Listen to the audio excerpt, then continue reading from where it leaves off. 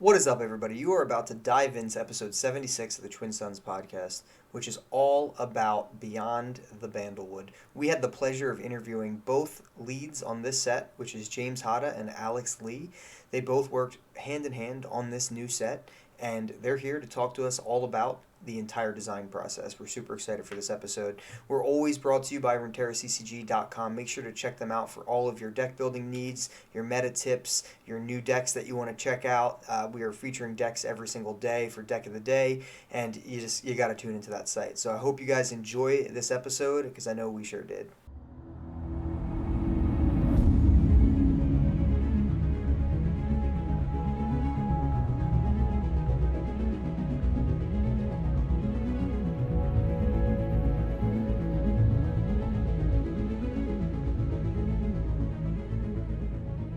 What is up, everybody? Welcome back to the Twin Sons Podcast, episode 76. We have a very special episode for you this week. Firstly, let me introduce Josh and Cruisin back on the show again. Welcome back, guys. How's it going? It is Yeah, thanks. going. All right, we're going to skip right over the non-important people. Let's get to the important people. We also have our first ever five-person episode. You only see four faces. We have Alex here, who will introduce himself in a second and his role, and also James, who will not have a video. He'll just be a disembodied voice, but he is here as well. Guys, welcome to the show. Yeah, thanks for having us. Yeah, thanks for having us. Yeah, of course. It was an echo right there.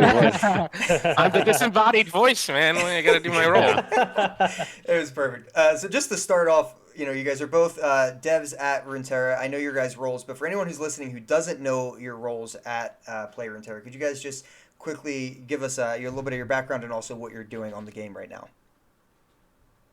Sure. Yeah, I can start off. My name's James Hata. I joined Riot and the Runeterra team in 2017, and I've been working. I've been working on the systems for the game from sort of like this rev of the game, and from the beginnings of set one, and I helped introduce like champion level up into the system. I think that's like one of the big things that I helped contribute to.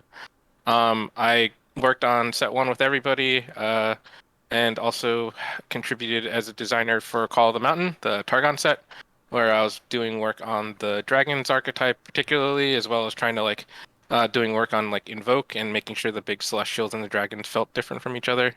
And then from there, I became the set lead for Beyond the Bandlewood. And that was actually a long time ago. But now I'm in my current role of I'm the content lead for designers on lore, which is basically I inform a lot of the design philosophy as well as sort of like philosophical vision for the game, as well as try to level up new designers and sort of like kind of operate like a design guardrail. Sweet.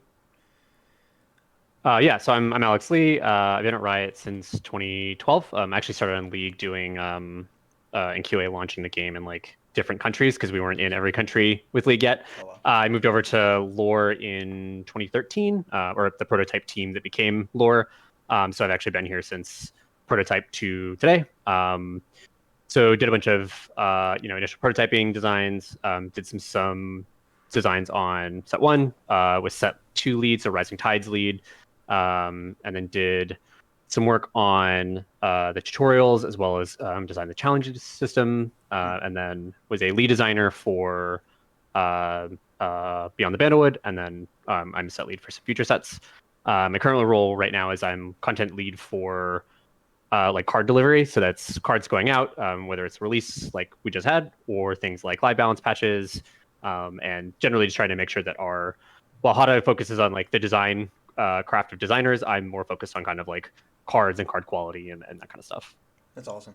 Yeah, so before Josh jumps into the next question, I do want to say I did listen to your podcast with the Ruination Pod way back for when you were on for the actual Bilgewater release. So super fun. Been a fan since then. Very, very solid content there. And Bilgewater's been, I think, one of everyone's fan favorite releases. But Josh, take it away. Yes, we will start. So, when the game first came out, there was a big debate of what the 10 regions would be. So whether it was Bandle City, whether it was Ixtal, whether it was Void. How did you guys come to the conclusion that it would be Bandle City? So I can start. Basically, the ideas behind kind of why Bandle City, I think. at the time, it was definitely a big question of like, hey, following Trimo, what are we going to do? Stuff like that. I think with Bandle City, it had like this compelling cast of characters that were very whimsical and clearly tied in some way, but sort of like the root of sort of what tied them all together was kind of very unknown, and sort of like there was these mentions of Bandle City, but sort of like as to the nature of what exactly Bandle City is, or like where they came from, how do those people live, um, was very much a mystery, right, and very undefined, and sort of like we sort of like had this big cast of characters. We had this link of like Bandle City as a common theme, but we didn't know, or we didn't have a definition for what that was. And this was like a big point for like how we could like set up or a big opportunity for us to set up kind of like a region that sort of like answers a lot of these questions, and sort of like kind of show the root from which all of these different branches of Yordles come from in some way, shape, or form. That's pretty awesome. So like with when you guys were deciding like Bandle City, bringing it together, did you guys already have the vision that you're only having 10 regions? Was that already decided? Yeah, at the time, I'll be honest and say that like 10 regions is also a lot of regions. Yes. But also, yeah, I think that we were kind of thinking that sort of like the maximum number of regions that we can have in the game is probably around 10 to kind of like maintain like mix and match being interesting for deck building, as well as just kind of have different like fantasy like places that we can represent. But like I think that the important thing to note here is that sort of our goal at the end of the day is still to kind of is still to introduce all the champions and league into lore, and sort of like regions isn't the only way to get there. It is certainly one of the ways to get there, but we still have plans in the future for how we're going to, leave that door open for all of the fans of the other places, That portal open, if you will. Yes. Yes. Yes. That would have been a better No. thing to like slip in there. Oh my gosh. Yeah. Cool.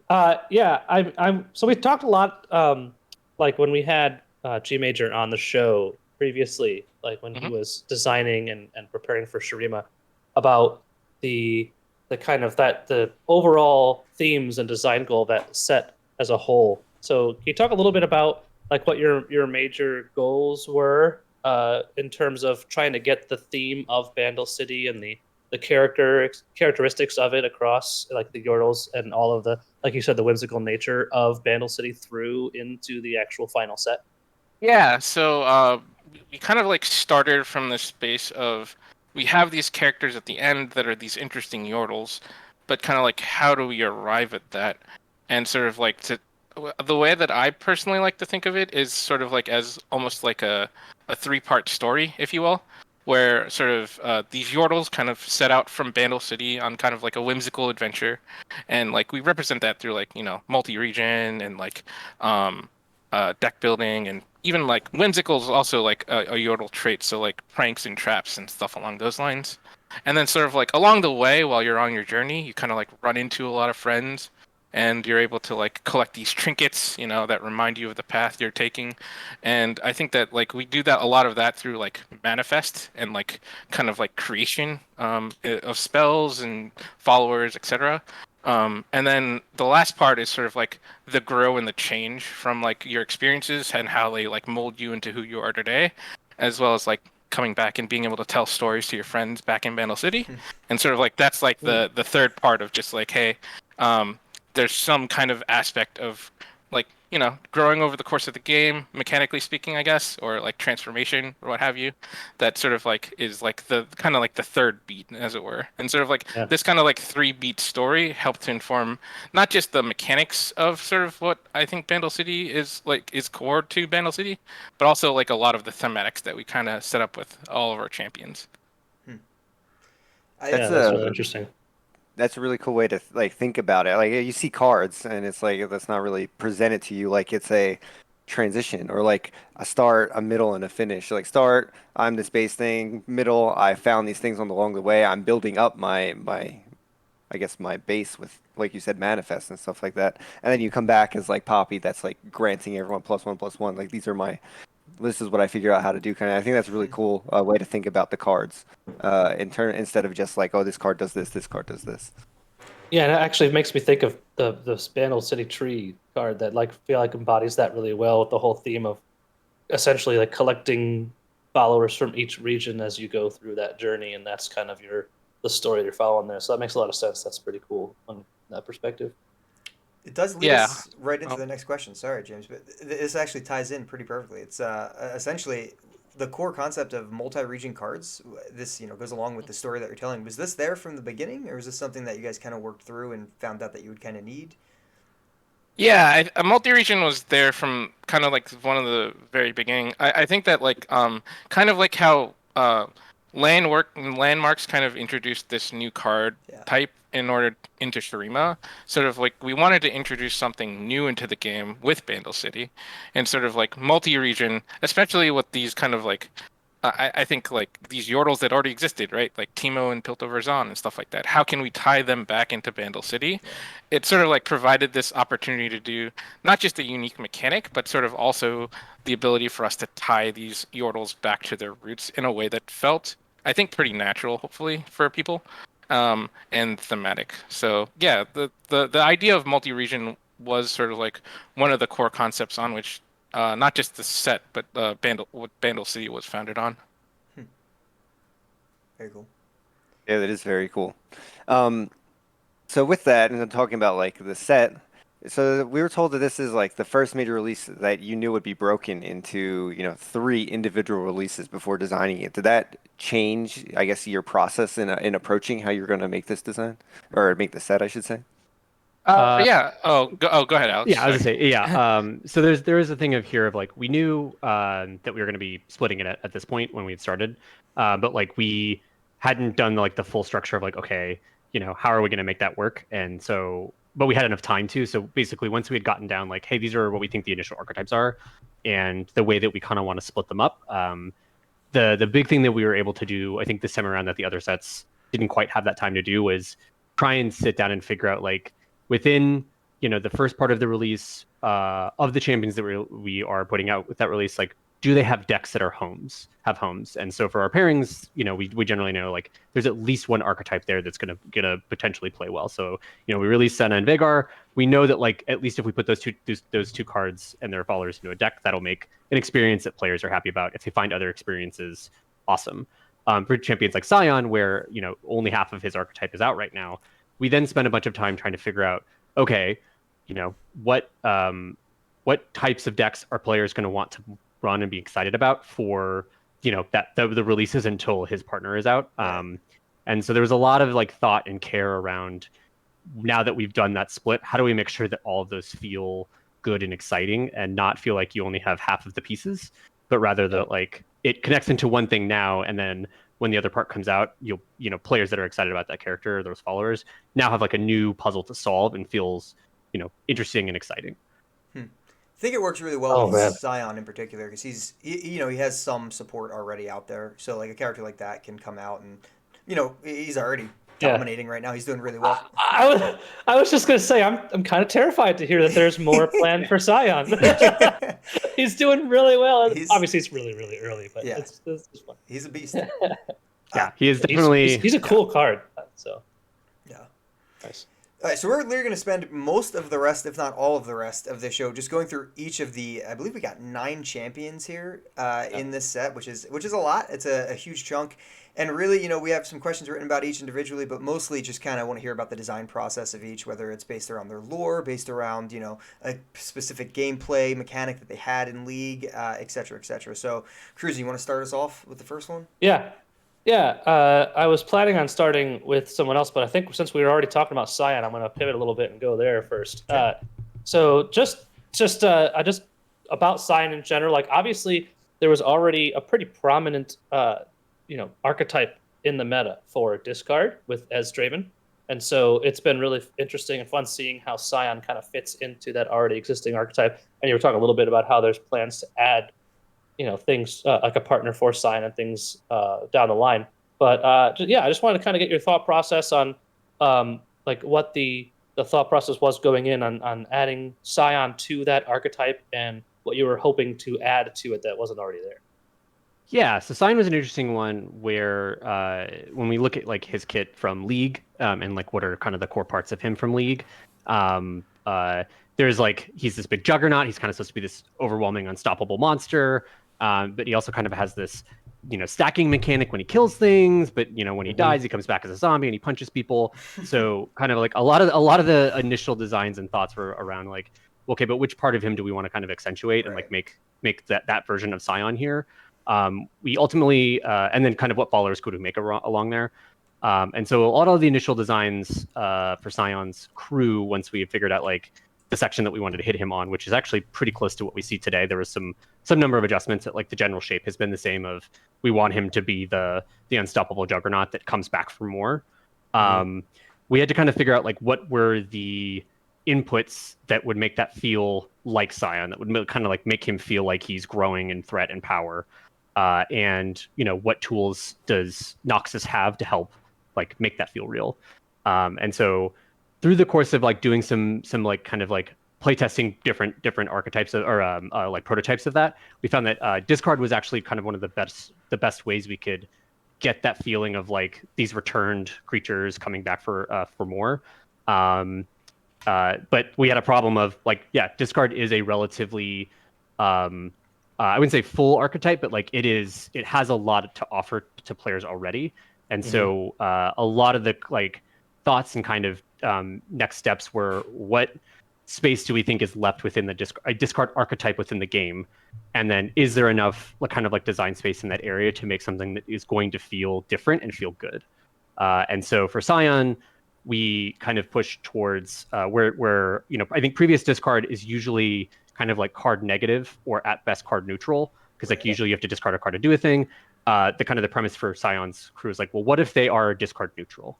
So like, what if when you're doing your discard things for Sion, you actually end up with relatively the same number of cards in hand, and then that naturally pushes towards like more of a mid-rangey style of deck. And so from there, it was kind of like trying to figure out how do we refine this mid-range style that will feel great when you have that full package, but can also kind of play well with an aggressive deck. Or the like current discard stuff, with Beyond the Bandlewood.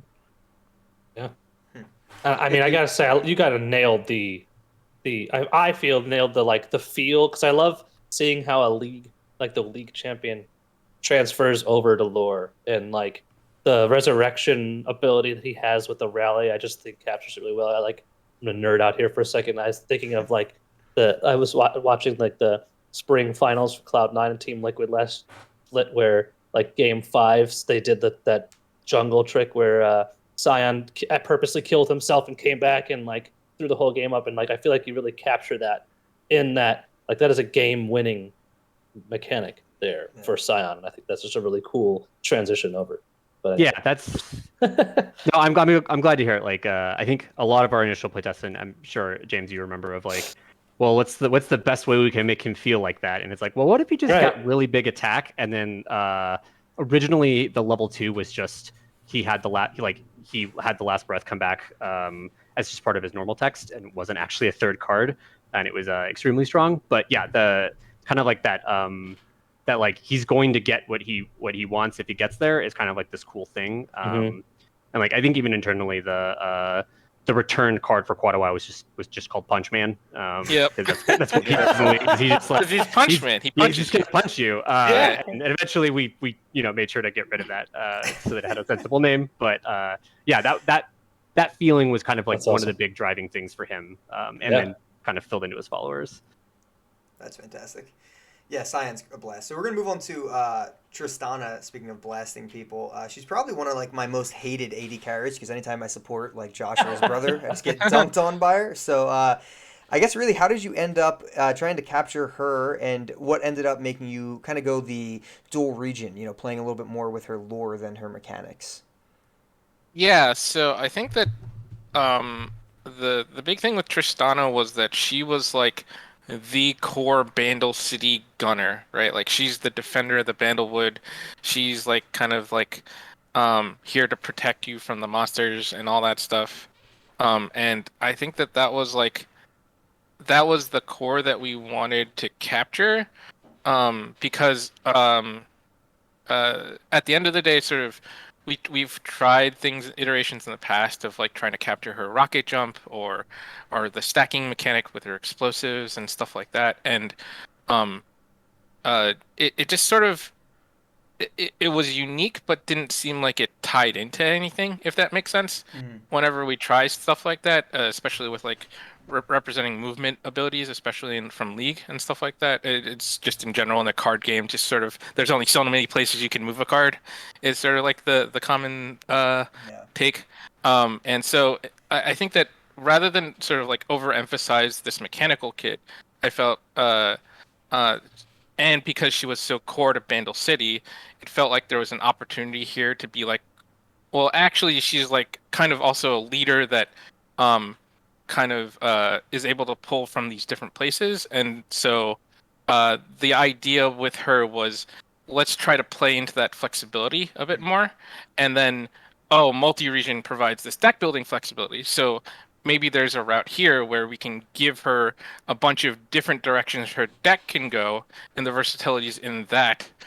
But in order to kind of like service that, she's able to like call out specifically multi-region as the thing that she cares about. Yeah. But the way in which you build multi-region is very open-ended. And so like there's a lot of different directions you can take, especially since the champions that she pairs with is almost any other Yordle, basically, right? Or any other Yordle. And so the idea is like, yeah, she's very open-ended and she plays more into this leadership role. And like we kind of capture a little bit with like Buster Shot here and there and like the kind of like growing and stacking a little bit. But like, yeah, I think that like that was kind of like the mix that we were going for, if that makes sense. Yeah, totally. I was trying to deck build with her today and yesterday, and I was like, oh, this is pretty straightforward. It is not. It is very confusing. Yeah, a lot of options. I was very overwhelmed, and this is only like, the first bit of Bandlewood out too, so I'm sure it's gonna get even crazier.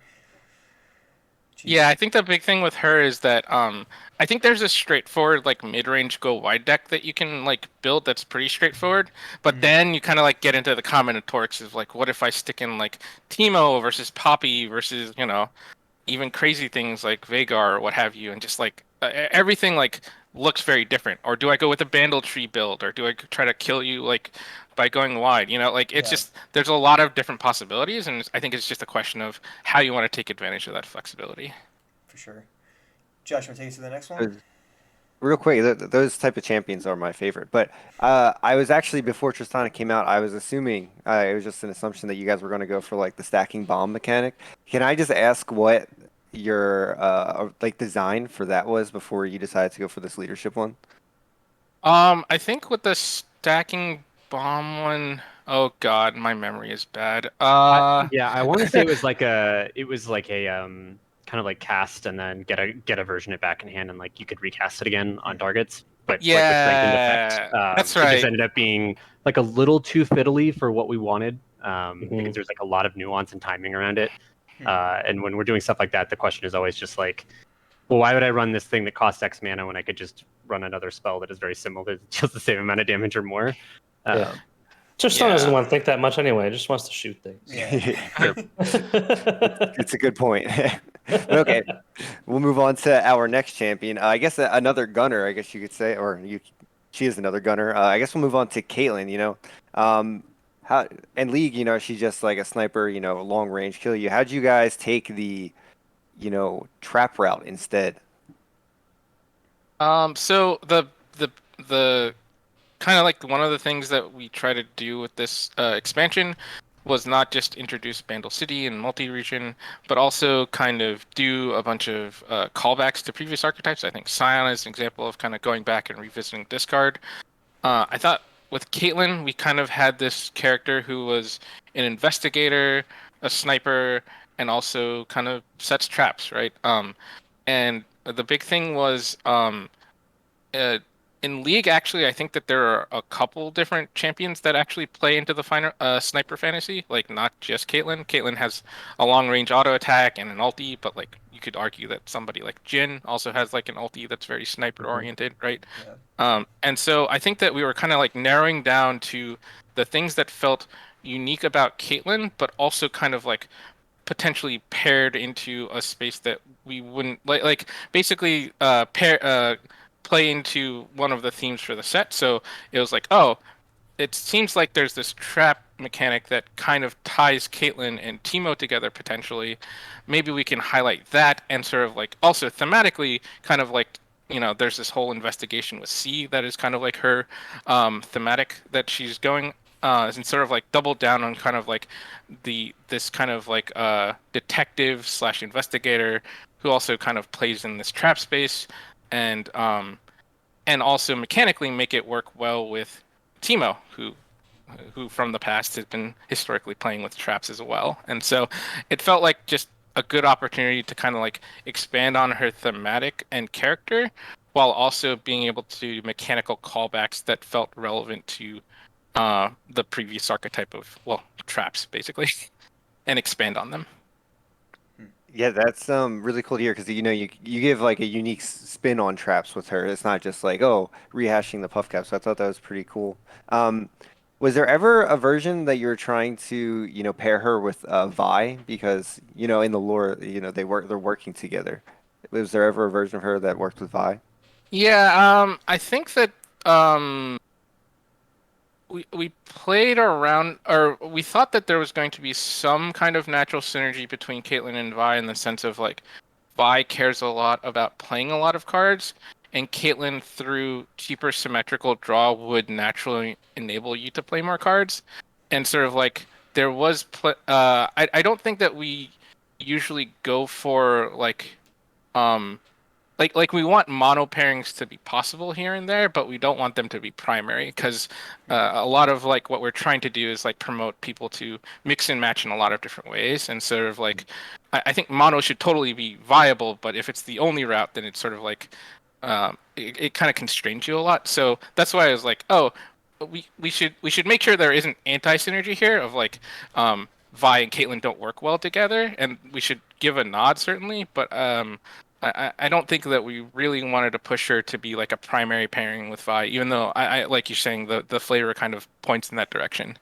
I think like I kind of ironically, I guess, like because we ended up in a space of symmetrical draw, she's kind of also anti-Jinx, which is also kind of funny. But I think like those kinds of light nods are kind of like the types of things we aim for. Love it. Yeah.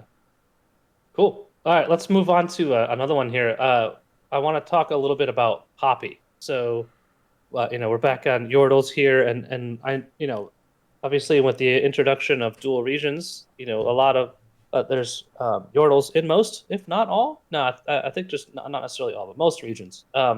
So, I'm just curious to hear a little bit from your perspective as to like what you were hoping that Poppy would add to Demacia, because her mechanic is, Demacia is a very unit-centered faction, and so her ability obviously plays really well into that, going wide and buffing the board. And so I kind of just want to just hear your thought process and what the design process looked like, and seeing how you could fit her into Demacia while still, keeping her, I guess, characteristics in check. Sure. Yeah, for Poppy, I think the big thing was we kind of played into this thematic of her, like her character is very straightforward, I think, and also she inspires the people around her to do better on some level. I think those were like the primary character focuses that we had. In terms of like for Demacia specifically, I think that the nice thing about her is she kind of brings this kind of go wide buffing that doesn't exist, at least on a repeatable trigger, that often on Demacia, I don't think. And so the ability for her to kind of like make you reevaluate units on curve or even sometimes below curve, I think is a lot of what she provides. So like I'd say that like she really wants to gather resilient units around her, and Demacian units are naturally resilient. So that was the hope that they would play well together. Also, I think that most of the time she will just naturally on curve end up buffing basically the Demacian units that you would be playing around her effectively. And so we would kind of run in, it kind of naturally lend itself into like, hey, we want people that survive so Poppy can keep buffing them. And we also want to protect Poppy, which Demacia kind of naturally does with their buffs. And also their stat-based buffs. So any stat-based buffs that you give Poppy not only increases her survivability, but the range of units that she's affecting. Yeah. And so that combination kind of just naturally lent itself for her to work well with Demacia, but not quite like she isn't exactly Demacian because she is a little bit more go wide than your natural Demacia deck on curve. But sort of like that's sort of like my hope of like Bandle, like you can kind of justify her in Demacia, but also she's kind of Bandle City, you know, and you can definitely see the body difference, especially when you're talking about buffing Demacian units versus Bandle City units. I think where a lot of the Demacian units are like 3/3s or 4/4s or like they're very like square statted, kind of like along the curve, whereas I think Bandle City will get you like a lot of smaller units quicker, but they're a lot less resilient. Yeah. So that bonus will like matter in different ways depending on which way you're going, if that makes sense. Yeah, absolutely. It does. Very cool. For sure. All right, so we're going to move into Bilgewater. So this one's a bit special in general for a few different reasons. I mean, personally, and I guess a little bit selfishly, Nami was definitely one of my favorite supports in League for a while. She was super fun. I love the nautical theme. But more importantly, she hasn't really gotten any lore update in quite a while, right? The last we heard of Nami was something about her going off on a mission, and I'm not a lore expert like Josh is, but apparently that was about 9 years ago in real time. So, how was it, A, bringing someone that important back to the game? Because, a lot of fans of Nami out there wanted to know what she was up to. And then B, what did you want her to add to Bilgewater that Bilgewater didn't already have? Yeah, so Nami, we were lucky with Nami in that we had one of our editors who also does some writing, Megan Bow, is a huge Nami fan. She actually, when she was on League, worked on some balance stuff for Nami back in the day. So she's kind of been our resident Nami expert. And so when we kind of figured out that Nami was the champion that we wanted to, we were thinking about Nami as a champion. We kind of went to narrative and asked, hey Megan, can we get Megan on this? And I worked pretty closely with her on like figuring out how do we justify this, because that lore is relatively old. We have kind of established that like Targon water area is kind of where Mirai tend to live, and we kind of figured out like, hey, what's the story here that would make sense for her to show up in Bilgewater. And so once we kind of had that stuff nailed down, it was then the question of like, well, what mechanics do we want her to bring? And for that, we also had to kind of look at what her pairing was for Fizz. And in this case, Fizz's eyes always kind of been, and when he was released with Rising Tides, like this kind of like spell slinger style deck. But that deck was like pretty soft in terms of like its hooks into like the Lee Sin half in Ionia. And so this time around we wanted to figure like, well, hey, how do we take this kind of spell slinger core part of Bilgewater that we've played around with a little bit over the sets, but we haven't like gone super deep on, and make that feel kind of like fresh and interesting and new. And so with that as kind of like the mechanical seed, the question then was like, well, how do we make this feel appropriate to Nami, and like what can Nami the champion bring to that to make it feel interesting? And as a fan of Nami as well, like I think one of the cool things about Nami is she is very much a like selfless support. Most of her abilities are better on other champions, like her Q and things like that. Like you'll sometimes emergency cast stuff on yourself for your passive, or you really need health. But like really, all of her stuff is either great for help setting up your allies, or just empowering them to be able to kind of like pop off and kill your opponent. And so wanted to kind of find a way to have that feel plus spell slingers, and kind of create something interesting there. And so from there, it was a question of like, well, we sometimes have these like when you like cast a spell effects. Let's try and like use that with her to let her buff up your allies and be able to kind of like live that support dream in a way that isn't purely just using the support mechanic, which I think we've typically done in the past. And so there's actually a lot of iteration on like her followers and like her spells to kind of get that feel, because it's when we're dealing with like permanent stat increases, we tend to be very careful around how quickly things can grow and like, is this going to be a problem or not? Yeah. And so, yeah, that was kind of like the persistent kind of question as we were designing her and working on her, was like, hey, does this feel like this support character? Do we feel like she's able to do that? Like, are her spells able to kind of incorporate that? And Ebb and Flow, I think, is a great, for me personally, is like a card where I'm like, I'm actually really happy where that card ended up, because to me, it does feel very much like the spell from League, where it's like, yep, this will deal some damage. This will also heal you. Yeah. If you're able to like get all the casts that bounces off, it feels really nice. And it empowers her ability to kind of like, buff your allies 3 times. So I was really happy with kind of like where that ended up. Yeah, when I read that one, I was like, oh yeah, that is Ebb and Flow, exactly. That they nailed that one for sure. I'm waiting for that. Is the bubble out? There's nothing that stuns or levitates right now. Her bubble. No, we definitely looked, because that was like also one of the others, like one of her effects that were like, yeah, Nami bubble is really important. Like, how do we do that? Right. And the struggle there was like trying to find a form of CC that felt like bubble, and also would be able to fit within the kind of like the Bilgewater region pie. Yeah. Unfortunately, I think most of the designs that we were able to kind of come up with, was involving a lot of like stuns, which tends to be a little more Noxian or Ionian. But it is always one of those things where like, as we release future stuff, kind of considering like, hey, maybe there's a time where we're able to do this, or we've discovered some way to be able to get that to work. Yeah, we've seen that happen with Darius got apprehend later and everything. So yep, always a way. Josh, you want to move to the next one? Yeah, real quick though. So you said Nami was like, they're her, I guess, what are they called? What is her race Mirai. called? Yeah, so they're from outside of Targon. Did you guys ever think about making multi-region outside of Bandle City, or was your focus just to make Bandle City multi-region in the set? So for this release, we primarily wanted to focus on multi-region as like an expression of how Yordles kind of get out of the Bandle, leave the Bandle tree and go out into the world. We did intentionally kind of design our multi-region rules to be flexible enough that in the future, if we want to do more or different types of multi-region cards, that we are able to do that. Yeah. Nice. Oh, awesome.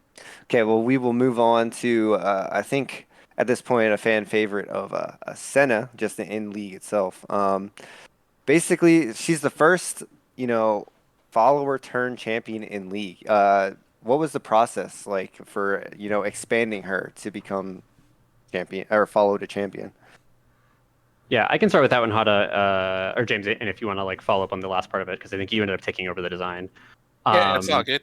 So this is actually the second time we've been able to do this, and it's kind of cool. We did the same thing with Yone, and him becoming a champion. So we had Senna in our game for a while, and at some point, August Browning decided we wanted to turn Senna into a champion, and so kind of like as we were working, as they started to chat about that, like we gave them a huge info dump on like her character as she is in lore, like concept art pieces, and kind of like just the assets to help make sure that those two would feel kind of like well connected. And then the kind of reverse happened when we were looking to do the Senna champion. Setting up, set up some time, or Hata and I set up some time with August to kind of like run through the general kit and the space we're playing in with her, and kind of like get a gut check from on his end, like, hey, does this feel core to a champion that you just spent a bunch of time working on? And so there was a little bit of back and forth there on kind of figuring out what's the best way that we could represent her and her kit that would feel like awesome.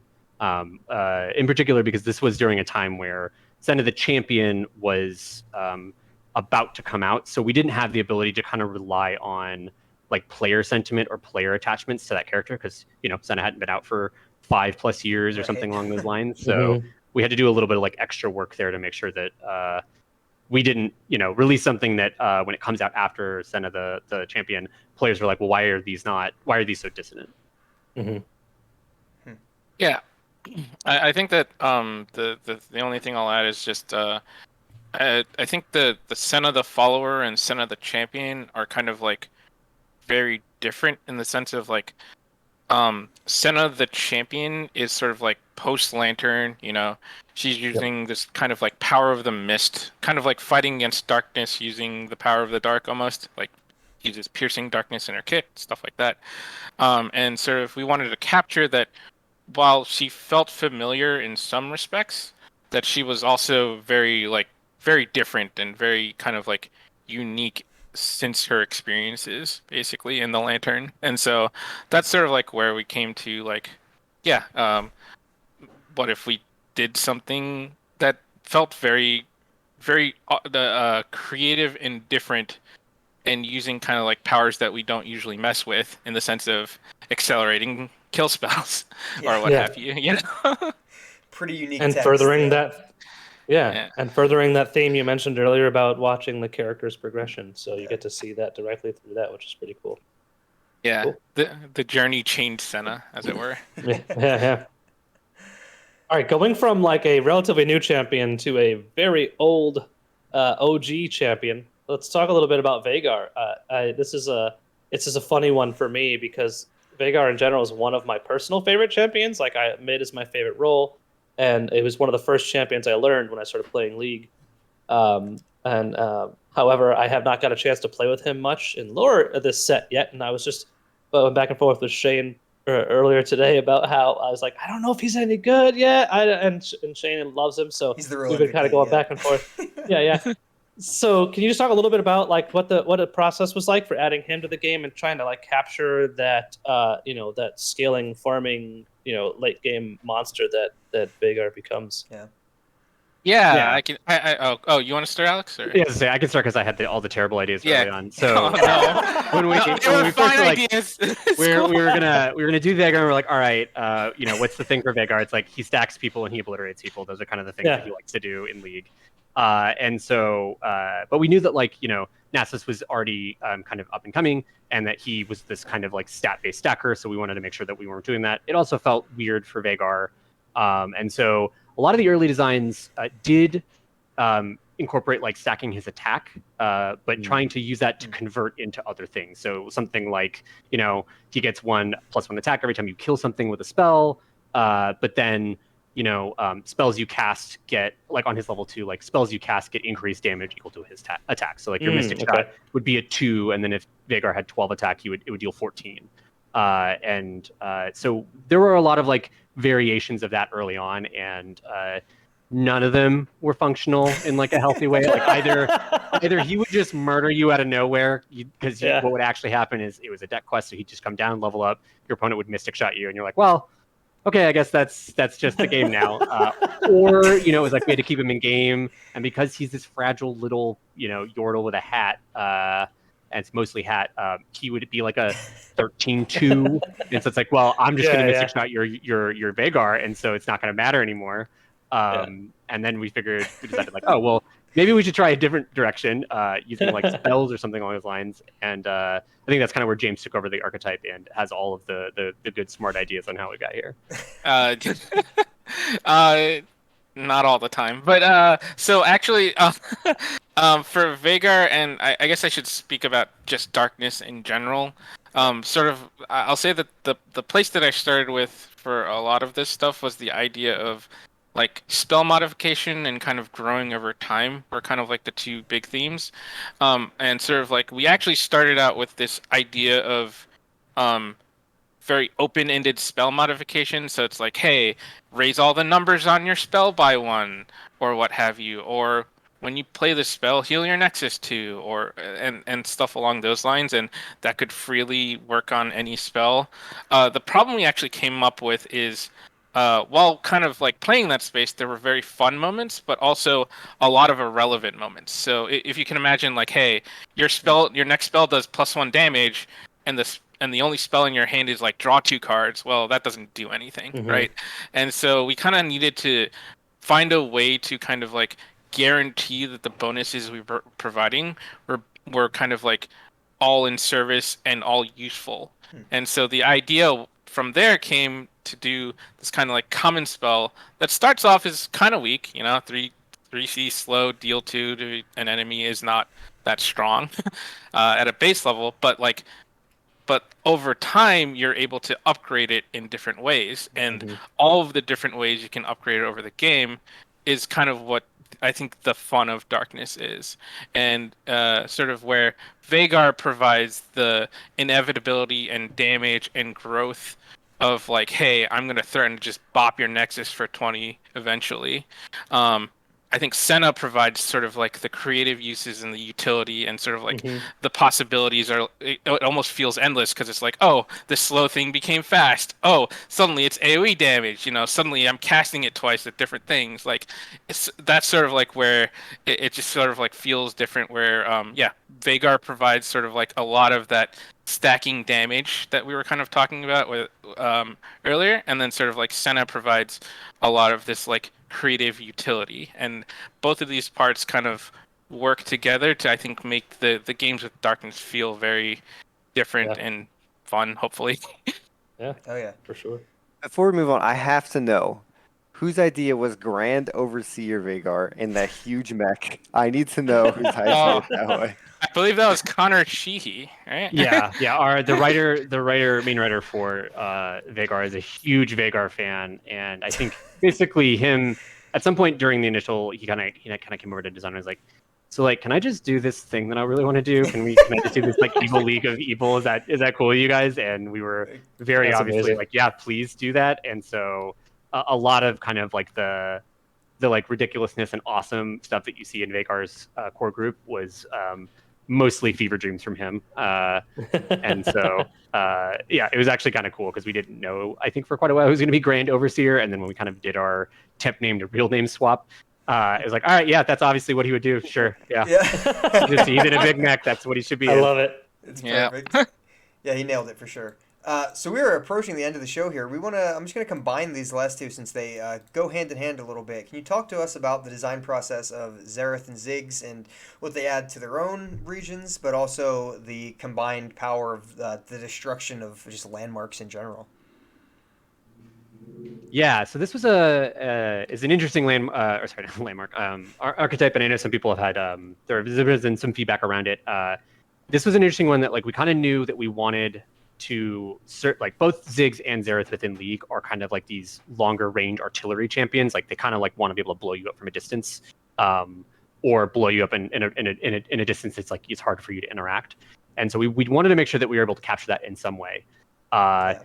The connection point that we had to kind of then figure out is like, well, we know Xerath is going to be in Shurima because he's a Shuriman. And we know Ziggs is kind of like this demolitionist, he just likes to blow stuff up. And so we had to kind of figure out like, well, what's the connective tissue that we could have here to make those two things kind of come together.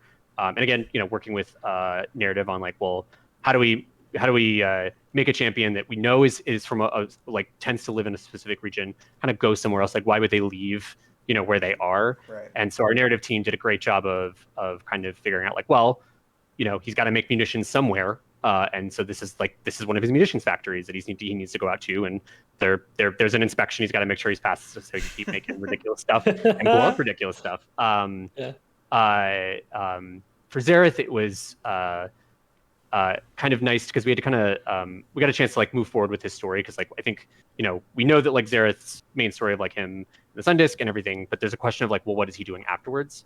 And so for Xerath, it was this feel of like, well, he's starting to kind of like gather power and gather, kind of like followers and servants that will feed more power to him, which you kind of see with like his level 1 and level 2 and level 3, but also be able to kind of elevate them to the next step beyond humanity, which we felt very natural for like these landmarks of like these obelisks of power and these other areas that kind of sap magic from the land, and then kind of they do their version of an ascension ritual essentially and turn into these new creatures. So what we had here was kind of like two archetypes that cared a lot about landmarks.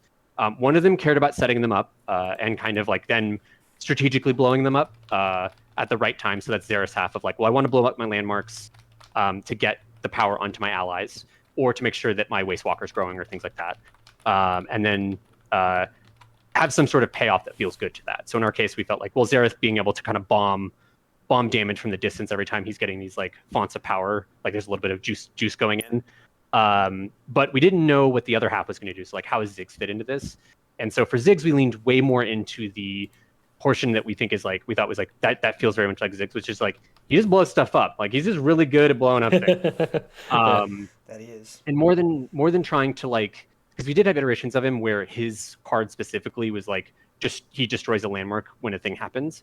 And what we ended up feeling is it kind of felt like pretty clunky, because it was very feast or famine of like, well, I didn't have a landmark when I went to attack, or I didn't have a landmark when I played him, and so he kind of felt just like a little anemic. And we wanted to kind of maintain that like he's kind of this eccentric manic bomber, and we want to make sure that that feels good.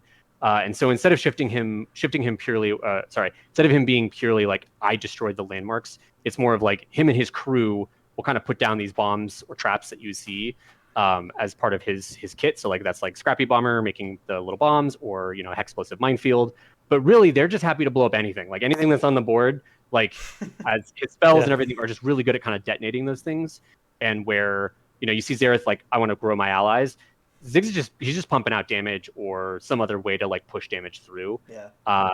And so that to us for Ziggs' half felt like a nice way to have a mechanic that felt good for a like I blow stuff up, but not feel kind of like super slow for him, like some of our other landmark archetypes are, because some of them feel like there's a lot more planning that goes involved because you have to manage your slots and stuff. For Ziggs, we kind of just felt like, well, let's not worry about that too much. Just get something out. I don't care how you do it, and then I'm just gonna come by with my dudes, blow it up, and then we're gonna just punch you in the face for damage, or roll bombs into your face for damage. Yeah, right. And so once we had that together as like a complete archetype, there was a lot of kind of like iteration around how do we make these two champions that their output tends to be some amount of damage, and make that feel, interesting, and not feel like they're just two sides of the same coin. Like we want them to feel like they could exist, Right. in different archetypes potentially. And I think we got to a good space there. I suspect for Xerath at least it's going to take some time to find, if you're not running both of them in the same deck, finding decks where they can kind of like take advantage of that power. But because if he's left alone and you're able to consistently feed him, like he'll pump out a lot of damage and blow up a lot of things. And if you're going for an ascended deck, like the L3 just literally obliterates things off the board. And so it can like you can kind of have that Xerath ultimate dream of he's like channeling power and just from nowhere killing things. He's fantastic.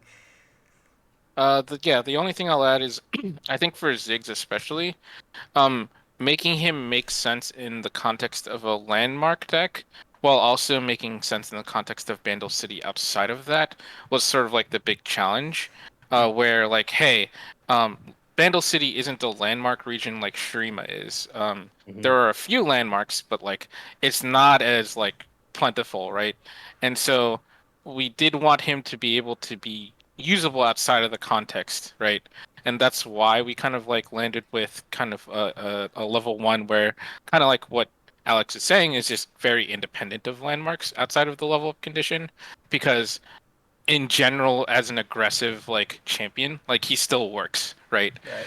It's just like if you throw in a couple landmarks, you don't have to dedicate your entire deck to it, enough whatever that line is to get to level 2, then it's like cool. You get an even like guy who likes to explode things even more, and so that's the important thing is like Xerath still makes sense in the world where you want to send him to level 3. Ziggs still makes sense in the world where he's in a Bandle City deck that doesn't have anything to do with Xerath, and like trying to see like obviously it'll be like varying levels of success because we're talking about a lot of different contexts, but that's the hope, is that we can like make them fit in a lot of different ways, and that's the goal.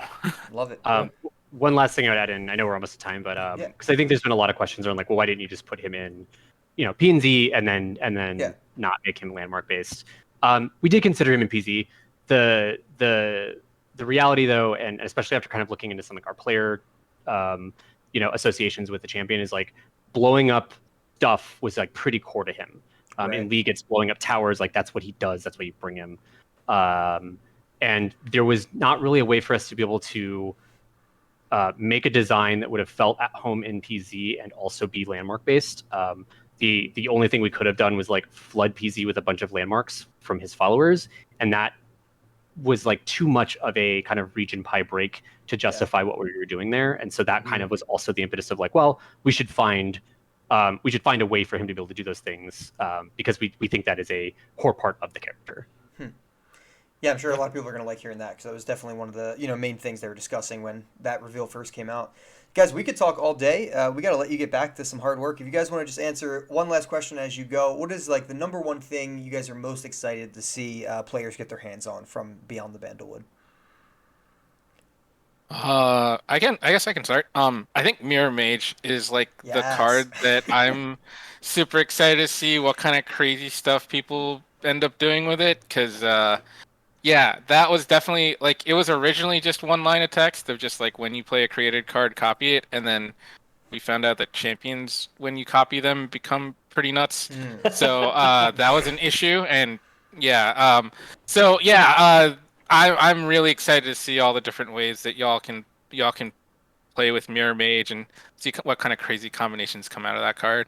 Love it. Alex, yeah, for me, it's probably Avatar of the Tides. The like, don't ramp, don't get mana for a power of like a trade-off was something that was like pretty early on in the like a spell trade-off was pretty early on in the set, and it's a very weird card. I am excited to see kind of like what decks pop up utilizing it. I suspect they will all be various shades of ridiculousness, which is kind of cool. Kind of the goal of that card is like, this is supposed to be something that like, it's not clear what the immediate value is, and it kind of asks you to experiment with it. And I'm very curious to see like what those turn out to be. Gosh, I love both those answers so much. Well, guys, thank you very much for coming on the show, chatting about it. I know our community adores these type of talks. They just love getting to hear the design process behind it. So really appreciate it, guys. Yeah, thank you so much for having us. It's a ton of fun. Yeah. I did the echo thing again. Perfect way to end it. Thank you, guys. Until next time, see ya. Thank you for checking this episode of the Twin Suns Podcast out. If you're looking to support us in other ways, you can check us out on YouTube at the Twin Suns Podcast. You can also check us out on Discord. Join our Discord, where we have tons of great discussions and keep you posted on all of the content we make. You can follow us on Twitter, which is just twitter.com/thetwinsunspod. You can also follow our co-host, Cruisin' and Josh, and even Mikey, all on Twitter as well. All of those links will be in the description of the video or the podcast that you just listened to or watched, as well as Twitch streams. We have all four of us are also streaming on Twitch occasionally, so you can feel free to dive into those. If you want to support us on Patreon to go even a step further, feel free to head over to patreon.com/thetwinsunspodcast. We have a bunch of different tiers there where you can actually get different upgrades and different support for the show and actually get some nice rewards as well. And finally, if you want to check us out on Teespring, we have a bunch of cool swag based on the logos that we've had made for the podcast over the life of the show itself. So thank you guys again for all of the support, and catch you next time.